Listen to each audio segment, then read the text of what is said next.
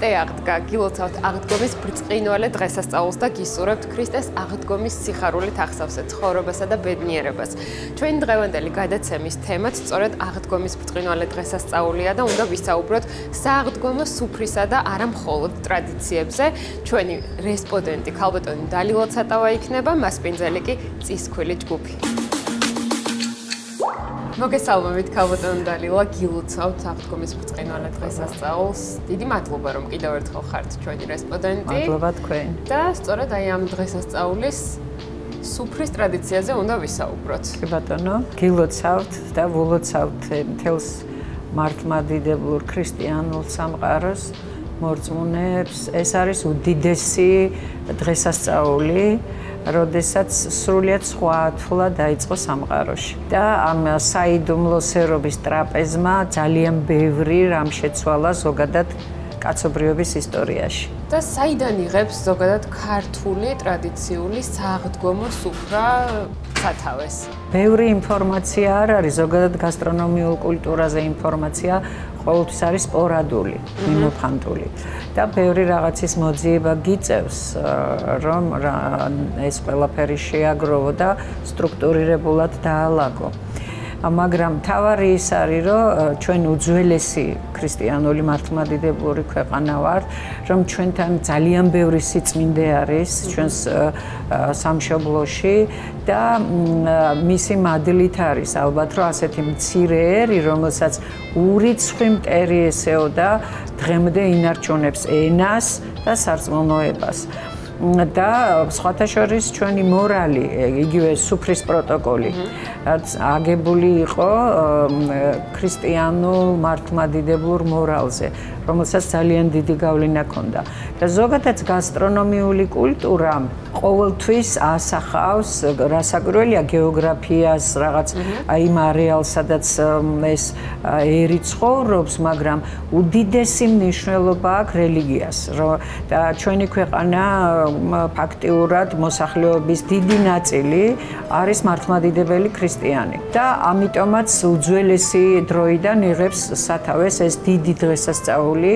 ამას ძალიან ბევრი წყარო გვეუბნება, თუნდაც უძველესი ჩანაწერებიდან დაწყებული, იგივე იმ მისიონერების, რომლებიც ცხოვრობდნენ საქართველოს ტერიტორიაზე. და ეს აისახებოდა რასაკვირველია მათ ქცევაზე და მათ კვების კულტურაზე. და ამიტომაც იცით რა არის ძალიან საინტერესო რაღაცა იკვეთება აქ, როდესაც ეს წარმართული და ქრისტიანული ერთმანეთს ძალიან კარგად შეერწყა. მოხდა სინერგია და ეს თითქოს და გაქრისტიანდა აი ეს წარმართული რაღაც რიტუალები და ეს რიტუალური შესაწირავი პურები. ეგრეთ წოდებული, ჩვენ გვაქვს ჩვენს კულტურაში სხვადასხვა ეგრეთ წოდებული რიტუალური პურები, ზოგი გულსართიანი, ზოგი შესაწირავი და რომელს ხატის პურების მრავალგვარობა, რომელსაც ვუწოდებთ. ამიტომაც თქვენ წარმოიდგინეთ დღესაც, აი შეხედეთ რა საინტერესო რაღაცა ჩანს.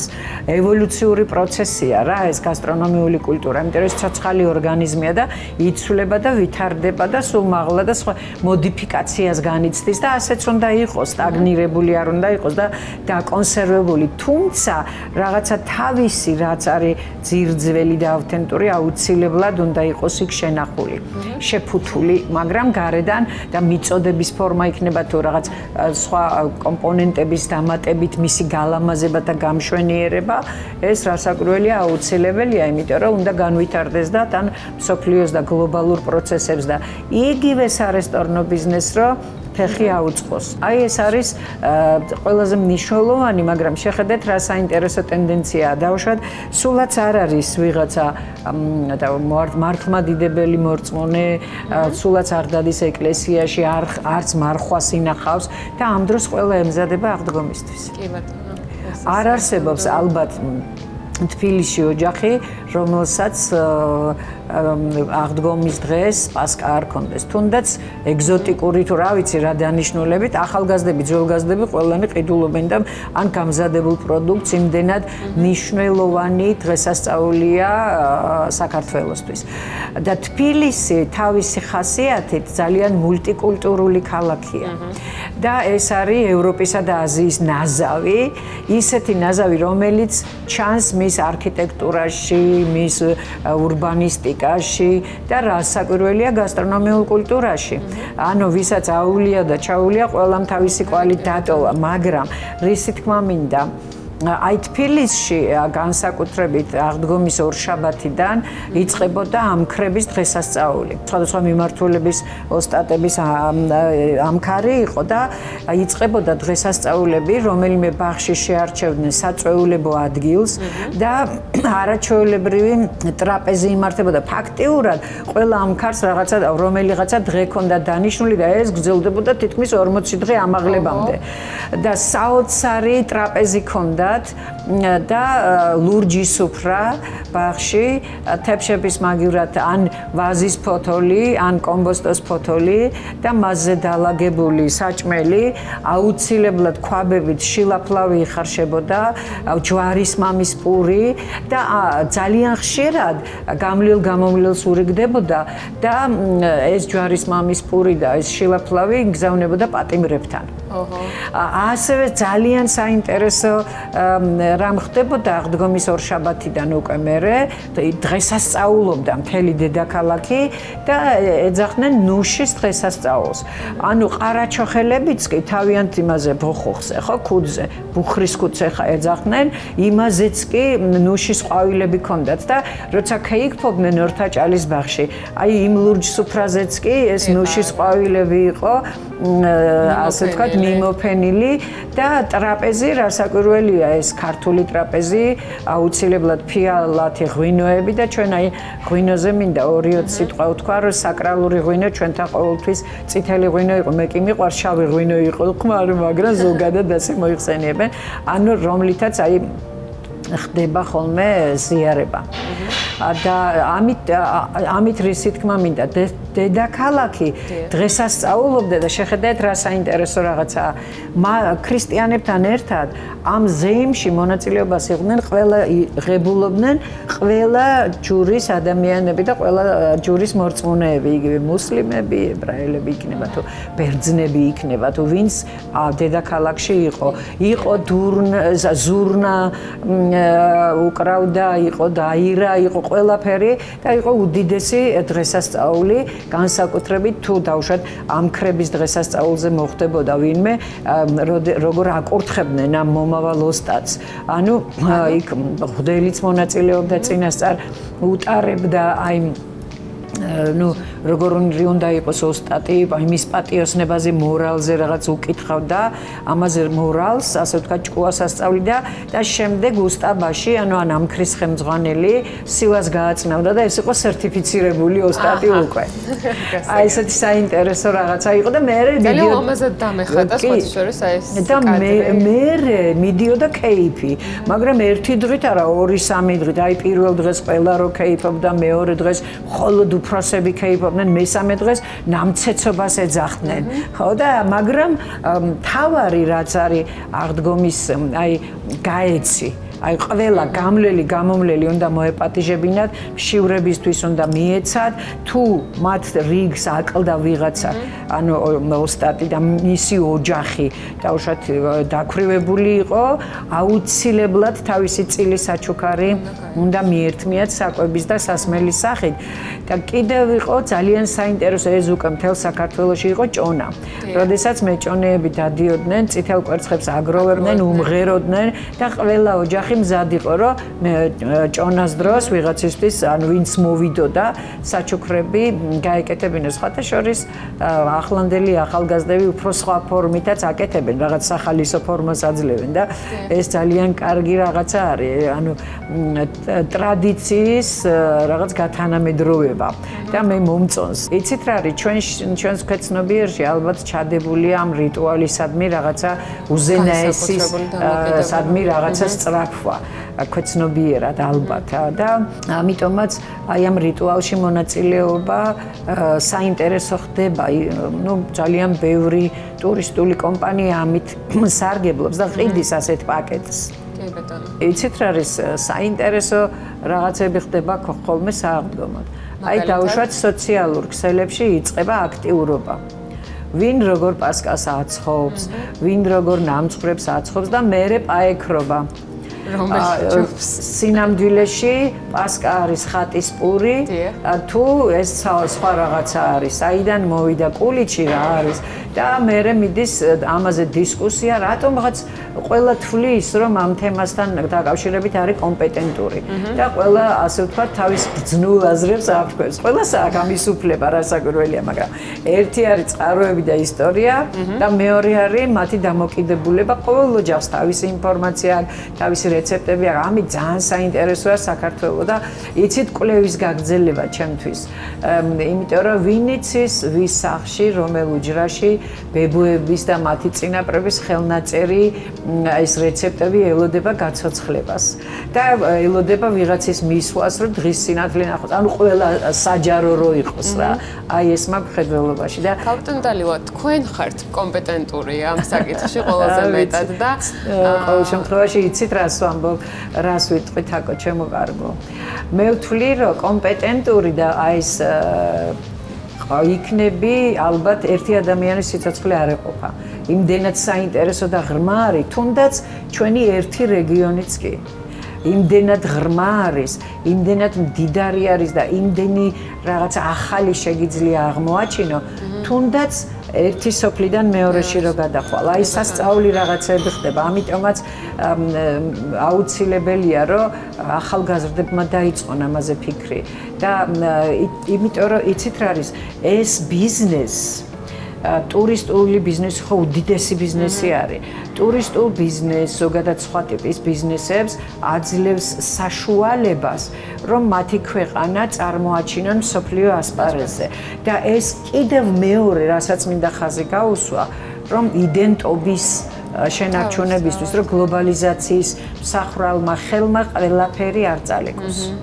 აი ამას უწყობს ხელს და მე მინახია რომ აკადემიური სექტორის წარმომადგენლები ავსტრიელები maybe როგორც სიამოვნებით ღებულობდნენ რიტუალში მონაწილეობას და გაუგნებულები იყვნენ აი იმდენად და მერე უკვე ელოდებოდნენ იმას ამ რიტუალში რომელი კერძი არის მთავარი ფიგურანტი და რომელია ჩვენს აი ჩვენს რასაკვირველია სააღდგომო ნუ ეხლა ჩვენ მე ვხუმრობ ხოლმე რომ როგორც ახალ წელს საცივი ისე აღდგომაზე ჩაკაფული და ვინ დაწერა ეს პროტოკოლი და კონსტიტუციაში რომ ძალიან აუცილებელია ხო ეს არის ტრადიცია და ტრადიცია არის ისეთი რაღაცა მოდედია ჩემი ასეაკე ბოდიში გაწყვეტინებთ რატომ მაინც და მაინც ცხვრის ან ბატკნის ხორცი იცით არის ზოგადად არსებობს შესაწირავი რიტუალური აი ესეთი შესაწირავები ჩვენი წინაპრების რიტუალური შესაწირავი იყო პირველ ყოვლისა საკლავი ხო აი იმიტომ რომ რიტუალური კერძი არის ხაშლამა რომელიც ორ ადგილას ფიგურირებს როგორც ქელეხზე ასევე აუცილებლად ქორწილის და ლხინის სუფრაზე და ცხვარი ყველგან ფაქტიურად მთელ მართლმადიდებელ სამყაროში არის საკრალური ცხოველი და ეს ძალიან ხშირად არის მოხსენიებული იგივე ახალ აღთქმაში სახარებებში როგორც შესაწირავი კრავი და ასე შემდეგ და სხვა რელიგიებშიც რომ მნიშვნელოვანი ცხოველი არის რიტუალურად და ისახსრება 12 ნაწილად ესეც საინტერესო რაღაცა არის და ზოგადად ასეთი ტიპის შესაწირავები არ იჭრებოდა, ისახსრებოდა ხოლმე და ისეს წირავდნენ ხოლმე და ამიტომაც პატარა ბატკანი, ანუ კრავი არის მთავარი ფიგურანტი ჩაკაფულის და ჩაკაფული ზოგადად მე ვთვლი, რომ არის ჩვენი არამატერიალური კულტურული ფასეულობა და ეს აუცილებლად უნდა იყოს აღიარებული და იუნესკოს უნდა წარედგინოს, იმიტომ რომ ანალოგია რა აქვს ესეთი კერძია და ჩემთვის როგორც იუნესკოში არის აღიარებული პოლიფონია, ხო? ჩვენი მრავალხმიანობა. აი ესეთი გასტრონომიული პოლიფონია არის ჩაკაფული.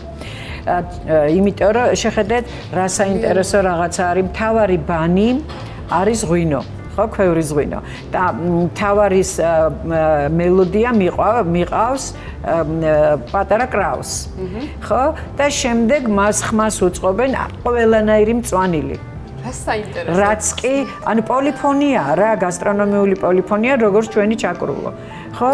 და შეხედეთ კიდე რა რაღაცა არის, ეს ყველაფერი ლაგდება თანმიმდევრობით, ანუ ყველა ახალი რაც შემოდის წვანი, იმიტომ რომ ეს გამოზაფხულების და სიცოცხლის სიმბოლოა ამდენი ნამარხულების მერე, შემდეგ ამას ჩაალაგებ და დააფარებ და მიდი და თავისით აი წვალობს ის შუშება და მღერის რა პოლიფონიურობა და როცა მიირთმევ ზუსტად ეს პოლიფონიურობა იგრძნება მრავალხმიანობა საოცარი რაღაცა არის. აი ამიტომაც ყველაზე საკრალური პროდუქტი და ყველაზე აი ესეთი ჩემთვის რიტუალური კერძი არის, ამიტომაც აღდგომას ყოველთვის ვაკეთებ. მე მგონი საქართველოს ყველა ოჯახში კეთდება სააღდგომო და აი შეხედეთ რა საინტერესო რაღაცა. მე ხუმრობით ვამბობ ხოლმე რომ მეგრელმაც კი დაიწყო ხუმთან ხვალ. ჩაკაპულს აუცილებლად აკეთებენ. აი მოედო ეს მთელ საქართველოს და საიდან იღებს ისე რომელი რეგიონიდან იღებს? აი კახელებს ამას ვერ წავართმევთ. აი ეს დინჯი, გაწონასწორებული კახელი მივიდა და ეს პატარა საკლავი ჩაალაგა, დააფარა, არ მოკაფა და მიდი ახლა იწვალე და აი ეს შექმენი მრავალხმიანობა უთხრა და საოცარი რაღაცა გამოვიდა. ნამდვილად. კაპიტან დალილა, როდესაც მე დაგირეკეთ და გთხოვეთ რომ ამ თემაზე გვესაუბრა, თქვენ მითხარით რომ ქართულ სააღდგომო სუფრაზე პასკის ნაცვლად ნაზუქი იყო, ხო? აი ეს ისტორიაც გავაცნოთ ჩვენს მაყურებელს. იცით რა არის, ჩვენი წინაპრები ნაზუქებს აცხობდნენ, განსაკუთრებით მთაში პასკა არიციან. დამტკბარი ნაზუქები თუ სხვა ტიპის ნაზუქები, ეს შესაწირავი პურია, სვანეთში მაგალითად ლემზირები აქვს, ესეც შესაწირავი რიტუალური ხატის პური არა, ფაქტიურად ასე გამოდის და ხევსურეთში, იგივე ქართლში არ არსებობს ოჯახი, რომელიც ნაზუქებს არ აცხობს. ეს არის ჩვენი უძველესი კულტურა და რბილს და ნაზს ნიშნავს სულხან-საბა გვეუბნება ეს ჩვენი გენიალური წინაპარი და პრინციპი როგორი არის, იზრდება ცომი რძით. და შემდეგ დამტკბარი არის სხვადასხვა ცუკატებით და ჩვენს წინაპრებს ჰქონდათ ეს კულტურა, ჩირეულის კულტურა და თაფლით ატკბობდნენ. სხვათა შორის ეხლაც არ არის პრობლემა, იმიტომ რომ საქართველო მდიდარია თაფლით. და ამიტომაც აი ესეთი სარიტუალო დამტკბარი პურები თაფლით რო კეთდებოდეს უპრიანია. შეხედეთ რა სასწაული პარალელი შეიძლება გავავლოთ. ჩვენი საგალობლები, ჩვენი ქართული მართლმადიდებლური საგალობლები არის საოცრება, ანალოგია რა აქვს. და შეხედეთ რა საოცარი საგალობელი არის ერთი ჩემი ყველაზე საყვარელი საგალობელი ტკბილ ხარ შენ უფალო. შეხედეთ ტკბილ ხარ შენ უფალო. აი უფლის სიტკბოსთან ასოცირდება ეს ყველაფერი. და ამიტომაც აუცილებლად შესაწირავი პური თვლიდნენ ჩვენი წინაპრები, რომ ყოფილიყო დამტკბარი და შემდეგ კიდევ დამატებით გამდიდრებული. რაც შეეხება პასკას, ეს სიტყვა ალბათ ებრაულიდან და პასექს უკავშირდება და შემდეგ მართლმადიდებლები ამას შეხედეთ ამის დასტურად შემიძლია მოვიყვანო ჩვენი გენიოსის ნიკალას ტილოები. უამრავი ვარიაცია აქვს.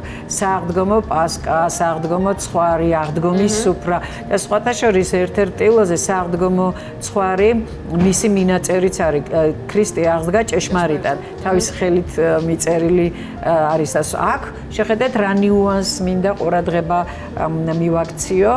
ანუ სააღდგომო პასკა რომ მოაქვს ხო ქალბატონს არის ძალიან მაღალი. ჯერ ერთი ეს რიტუალურად ნიშნავს, რომ რაც უფრო მაღალია, მით უფრო მძიმეა. იმიტომ რომ გოლგოთას აღნიშნავს სიმბოლურად და გოლგოთი და ძალიან მძიმეა. და ახლა შეხედეთ ტექნიკური თვალსაზრისით, ესე იგი იმ დროს მე-19 საუკუნეში შეეძლოთ აი ესეთი კულინარიული მაღალი შედევრის კეთება, რომელსაც ზემოდან აქვს მინანქარი და მინანქრის ჯვარი. ანუ საკონდიტრო თვალსაზრისითაც საინტერესო რაღაცაა და იმ დროისთვის თბილისში ეხლა მოდაში ყოფილა ბარბარე ჯორჯაძის რეცეპტით გამოწყობილი პასკა და ასევე ბურჟუიკის კექსი. რომლის რეცეპტიც ასევე ჩვენს დიდკნეინას ბარბარე ჯორჯაძეს აქვს და რასაკვირველია ნაზუქები. კიდევ ერთი ძალიან საინტერესო ნიუანსი იყო თბილისში, რომ აი სააღდგომოდ გაცემა როგორც შობაზე იცოდნენ ხოლმე და ბანოვანები ბალკონიდანაც ყიყრიდნენ თორმეტ კბილეულს, პატიჟებდნენ, დაუშვათ გამლილ გამომლელს, ოჯახის წევრებს ჩუქნიდნენ თავის დაუშვათ ოჯახის მომსახურე პერსონალს. ანუ ეს მნიშვნელოვანი იყო ქრისტიანული მორალითაც და ზოგადად იმითაც, რომ უდიდეს დღესასწაულად ითვლებოდა ეს ყველაფერი. და ყველა მორწმუნეს, რომელიც დაუშვათ ამ დიდ დღესასწაულში მონაწილეობდა, ეს ართოსი, რომელიც აღსავლის კარებთან იდება, ის მიქონდა სახლში და მთელი წლის განმავლობაში რაღაცა განსაკუთრებულ დღეებში მიირთმევდა ხოლმე, მაგრამ ეს ბერძნულიდან მოდის და იყო გურგვალი პური, ბუთქუჩაპური, ხო, ჩვენ წინაპრები რასაც აწყობდნენ, მაგრამ შეხედეთ რა საინტერესო რაღაცა არის. ახლა ამას აღსავლის კარებთან ფაქტიურად ახლა სამრეწველო ისა ქარხნული წესით გამომწვარი პურები დევს, ხო და მამაოები აკეთებენ და ადრე ყველა ქალს მიქონდა იმდენი პური, რამდენი ოჯახის წევრიც ყავდა. და სამჯერ ლოცვით შემოუვლიდა ტაძარს და შემდეგ აღსავლის კარებთან დებდა ამას. აი ეგეთი რაღაცა ძალიან საინტერესო რაღაცები იკვეთება. და ერთადერთი დღესასწაულია, აღდგომის ბრწყინვალე დღესასწაული, როდესაც არ იკეტება საკურთხევლის კარი, არ იხურება.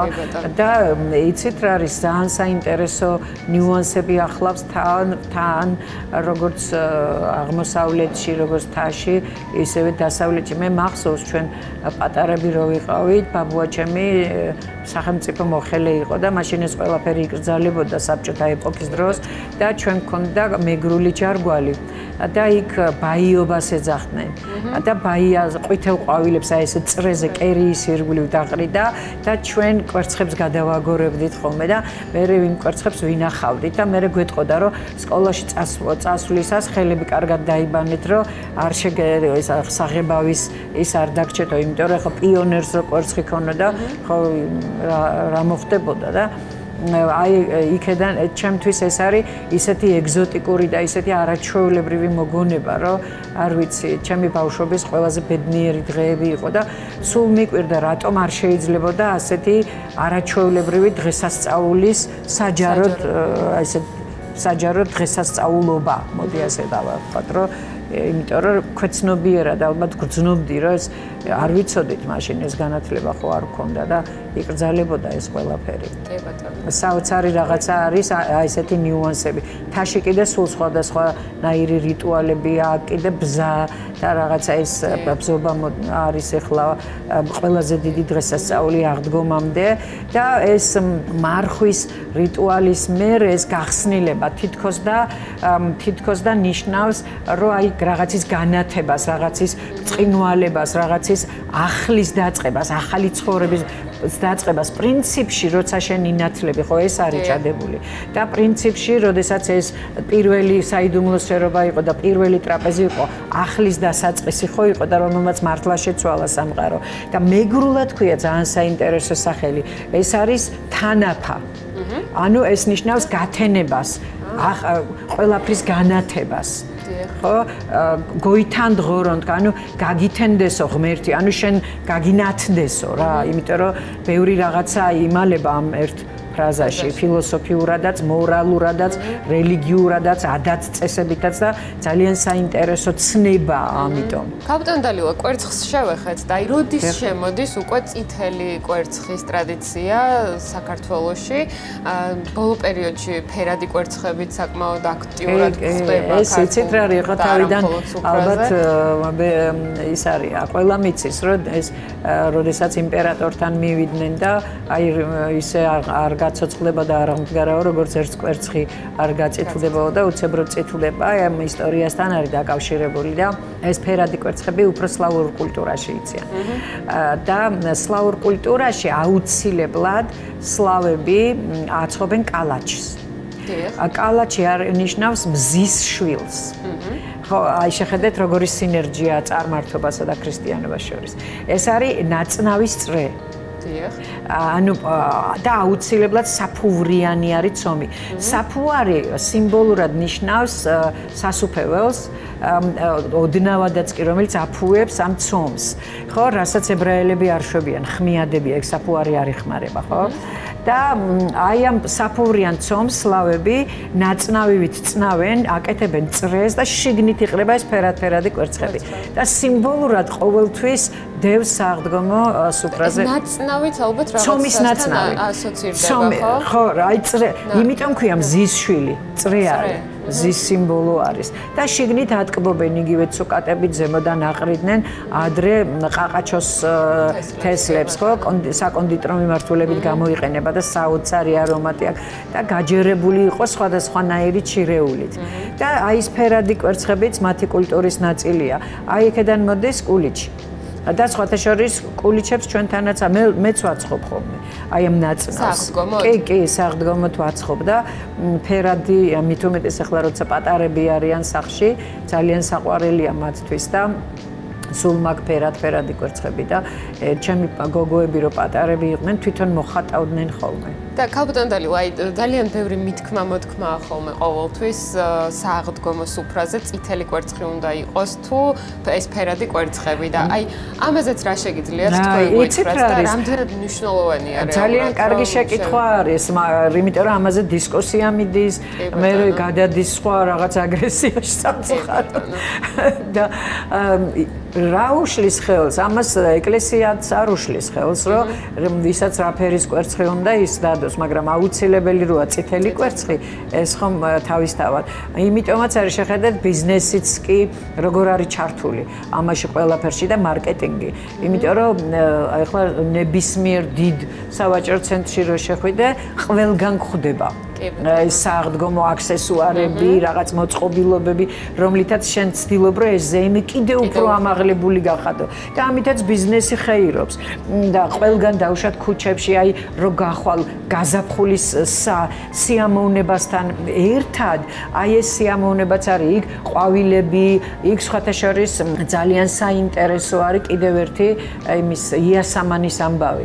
ხო, იასამანი ასოცირდება ღვთისმშობელთან ანუ უყვავილო ხე იყო და ღვთისმშობელმა იქ დაივანა და ამის მერე ის ხე აყვავდა და ყოველთვის დევს საღდგომო სუფრაზე იასამანი და რო გახვალა ქუჩებში ყველგან იყიდება ხო ეს იასამნები ეს ზოგჯერ საღებავები ენდრო სხვათა შორის მინდა ვთქვა რომ ენდრო ჯერ კიდევ მე-18 საუკუნიდან ინდოეთშიც კი გაქონდათ სადაც უამრავი ბუნებრივი საღებავი იყო საქართველოსთან აი იმდენი ენდრო იყო საქართველოში ამის ბიზნესად ქცევა ძალიან კარგად შეიძლება. ხო, და სხვა შორის აი ძალიან საინტერესოა, კარგია რომ შეეხეთ ამ საკითხს.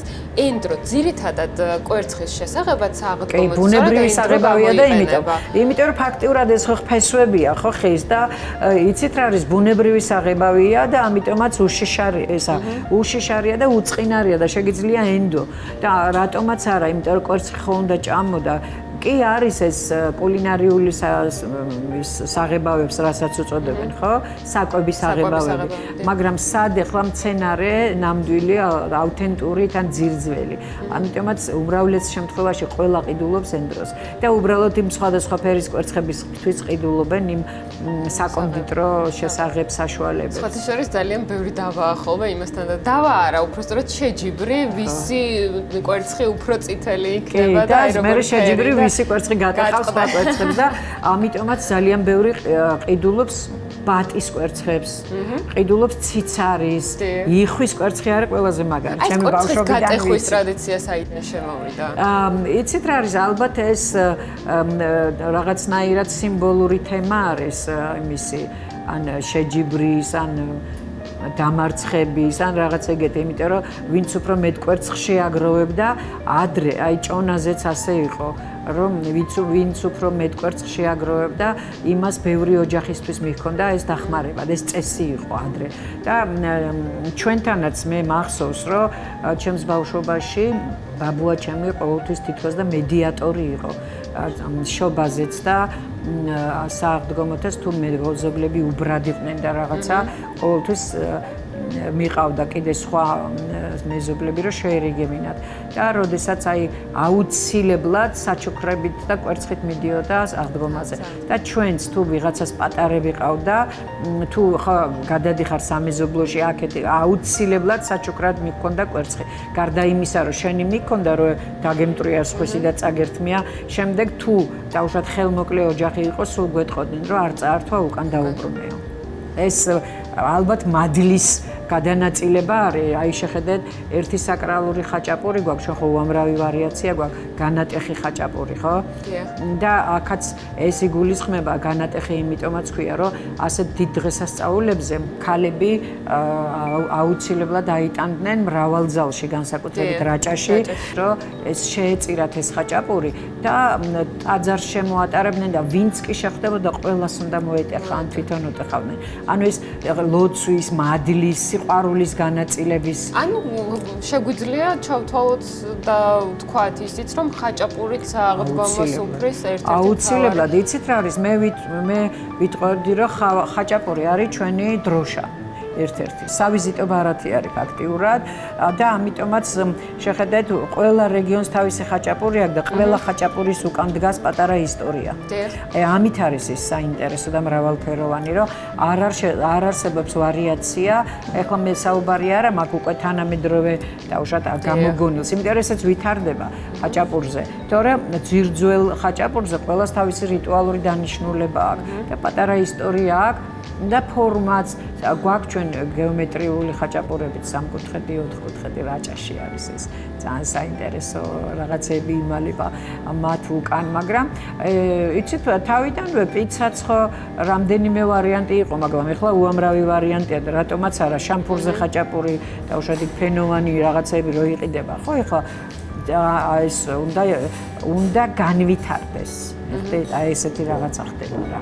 და ახალიც უნდა შეიქმნას და ამაში ხელი ჩვენმა შეფებმა, ჩვენმა ისტორიამ და ისტორიის ცოდნამ უნდა შეგვიწყოს რა. ეს ხელი უნდა შეუწყოს განვითარებას და ეს მერე ძალიან კარგად დაისახება სარესტორნო ბიზნესზე, ტურისტულ ბიზნესზე, იმიტომ რომ ტურისტებს ეს გლობალიზაციამ გააკეთა რა. ეხლა მაგალითად შეიძლება ვიღაცა აი იდეას ვაწვდი ხო ტურ ოპერატორებს. შეიძლება ეს აღდგომო რიტუალით ისარგებლოს და ჩასვას თავის ტურისტულ გეგმაში, რომ და ვიღაცას დაუკავშირდეს რა რიტუალი ტარდება, როგორ ტარდება, დილას საუზმეზე რო იწყება კვერცხის გატეხვით, ლოცვით, და უშად მერე სადილზე ტრაპეზის დროს მთელი სანათესაო იკრიბება, საფლავზე გასვლა, კვერცხის გადაგორება, აი ეს რიტუალი ჩასვას ტურისტული, როგორც ტურისტული მარშრუტი. ფანტასტიკური რაღაცა იქნება, იმიტომ რომ წარმოიდგინეთ ახლა ხუმრობების და ანეკდოტებიც კი უკავშირდება თბილისიდან დასავლეთში როგორ მიდიან. ანუ ხო, იმიტომ რომ საფლავზე გასვლას ამ რიტუალის ნაწილია. ანუ დღესასწაულს ულოცავენ მის მიცვალებულს, განსაკუთრებით ორშაბათ დღეს და არა აღდგომა დღეს. უღრმესი მადლობა ქალბატონო დალილა, ყოველთვის ძალიან საინტერესოა თქვენი მოსმენა და დიდი მადლობა კიდევ ერთხელ. დიდი მადლობა თაკო, რომ თქვენ ასეთ რაღაცებზე აქცენტს აკეთებთ. და ძალიან დიდი მადლობა რომ ამ საკითხით ინტერესდება თქვენი ტელევიზია და იმიტომ რომ ძალიან მნიშვნელოვანია რომ ჩვენმა საზოგადოებამ ჩვენი ისტორია და კულტურა იცოდეს. აუცილებელიც. უღრმესი მადლობა. გილოცავთ კიდევ ერთხელ. ფეხზე წამოუდგეთ ამას ყველაფერს. გილოცავთ მრავალ აღდგომას და აი ჩვენი ქვეყნის, ჩვენი სამშობლოს და ზოგადად მთელ სამყაროში რო იყოს ნათელი აღდგომა და განათება და მშვიდობა, აი რასაც სინთელეს თანაფას ეძახის მეგრელი. ქრისტე აღდგა. ჭეშმარიტად.